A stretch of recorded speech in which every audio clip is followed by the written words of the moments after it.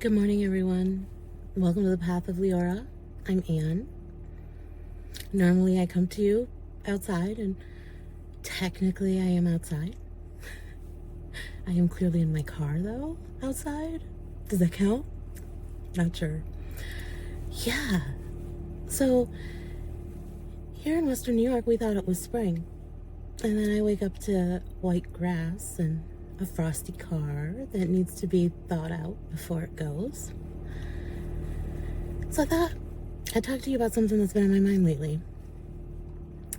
And that is, how do we, those of us who are on this journey together, those of us that are really involved in our progress,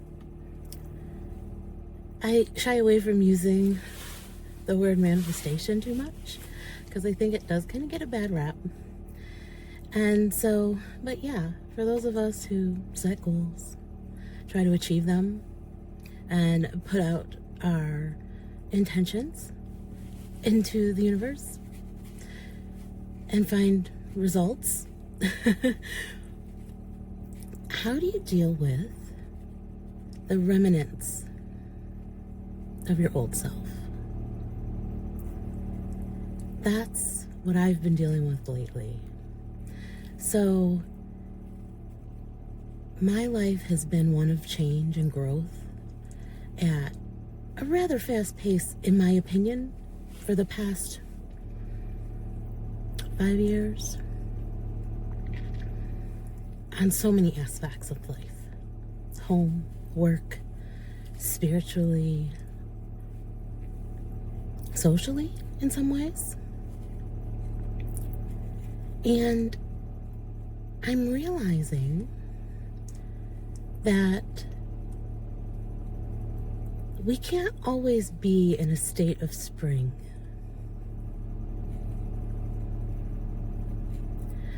So today when I walked outside and I saw my grass covered in frost, after some beautiful, sunny, warmish days here, I kind of laughed a little. Because there again, there's nature showing me that maybe the timing of certain things is not mine. And maybe there's stuff left that needs to be released. We talked about how storms can really trigger deep cleansing. But now I'm realizing that sometimes it's the small stuff that is insidious, right? You can make the decision. You can make the big decision. You can plan and make the big decision about your future and who you will be. And yet, there's the insidious, everyday stuff that needs to be addressed because it can trip you up. So like my lilacs and my hydrangeas and my berry plants, oh my goodness, they were all ready to go. And today they got hit with a frost. We're sheltered. I think they'll be okay.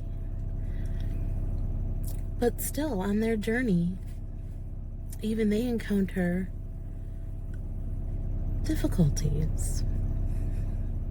Things they thought were in the past. I mean, we all thought winter was over. So was my grass white today. And I've been going through things in the house and realizing there is a lot of gentle reminders of the past, of past me, who I appreciate. Don't get me wrong. She got me here, and I love being here. So that's awesome, right? Let's keep the accomplishments, right? But the rest, it's time to let it go. it's time to just release that stuff. And oftentimes I speak in spiritual or, mental metaphors. And I'm not. I'm inviting you to join me on this personal journey of mine, where what stuff in your house or in your space is no longer serving your highest and best, is no longer relevant to who you are becoming. When we think about who we want to be, we set goals at the beginning of the year, right? So we all got out our planners. We all set our goals, created our mission statements, did all that stuff that we do every year. And I know there are folks out there who are like, yeah, and I'm on track and I'm slaying it. Whatever the kids say these days. And then there are other folks that are like, yeah, I don't even know where I put that notebook. I don't even know where that journal is. And that's fair.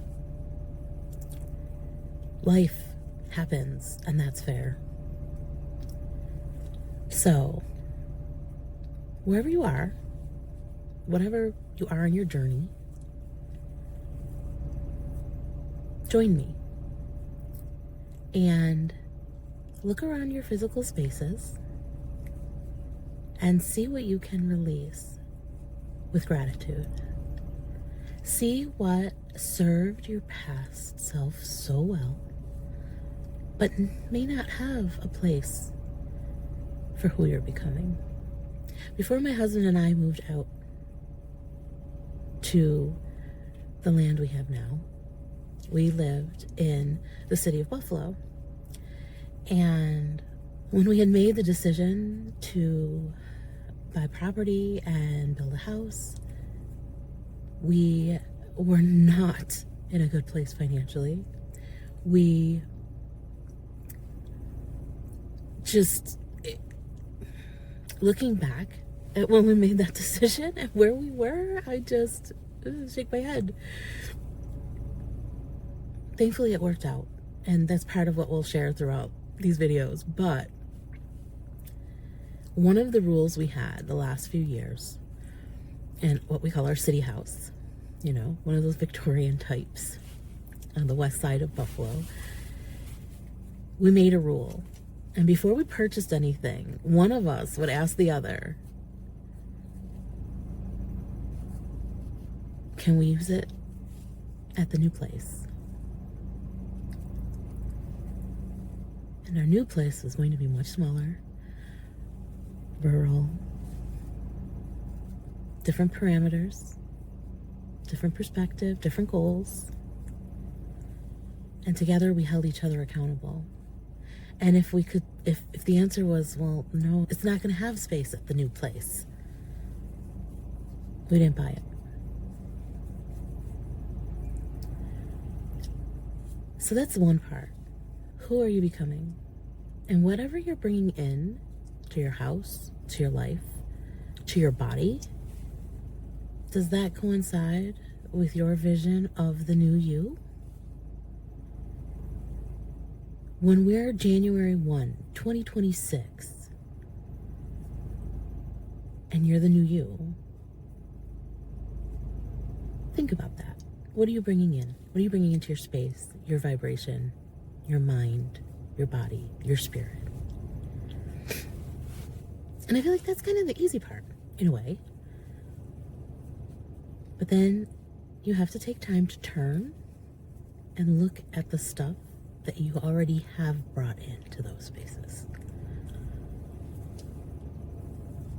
And what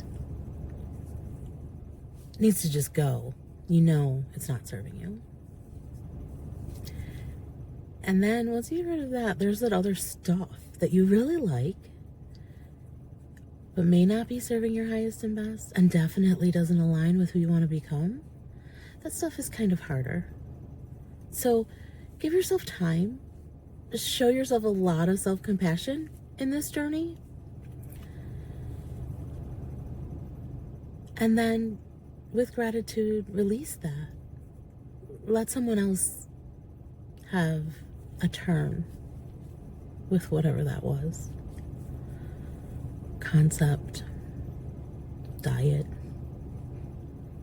armoire, whatever. It's stuff.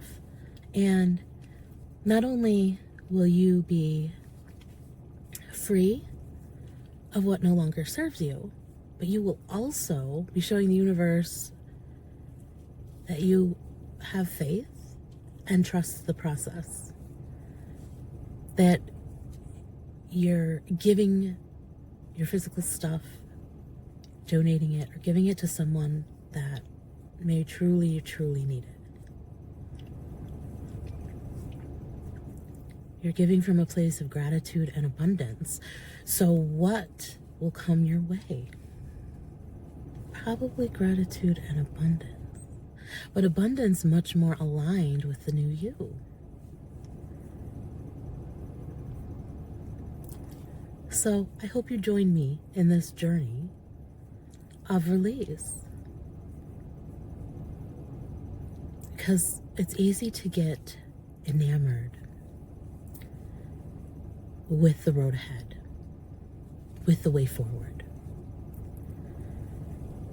However, the journey can get really bogged down if your pack is full of stuff that you're not using. Any hiker, any camper will tell you that. You don't trek things in that you're not absolutely going to use, and you don't track in more than you really need. Because that's a lot of weight on your back. It can slow you down. So why not stop at the trailhead or wherever you are right now and set that burden down for a little while. Go through that pack. What do you really need on this journey ahead? Maybe you don't need half or a quarter of what is in that backpack.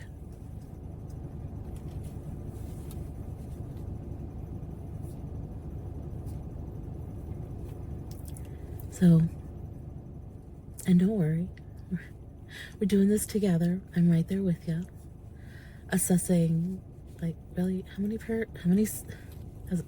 a crafter, how many pairs of scissors do I really need? Honest talk. And then put that back into the universe. Give that stuff to someone. There's so many organizations that help so many people. Donate your old stuff.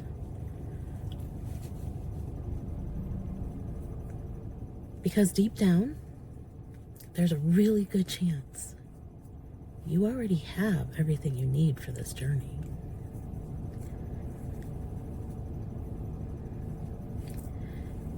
And trusting yourself to be resourceful, to handle a situation down the road, is even more valuable than any of your valuables. I often say, it's not what happens to you, but how you respond that matters. So you can respond a little bit easier, quicker, if you're unencumbered. So keep the relationships that mean something to you. Let go of the ones that drain you. Release the stuff that bogs you down to make room for what's coming. Because it could be glorious, and it would be awful if you didn't have a place to put it. So, take from this what you will. Leave the rest. And as I see my window is thawing, so too will our progress. Thank you for watching. Like and subscribe if you found this helpful in any way. Thanks for watching. I'll see you next week. Take care.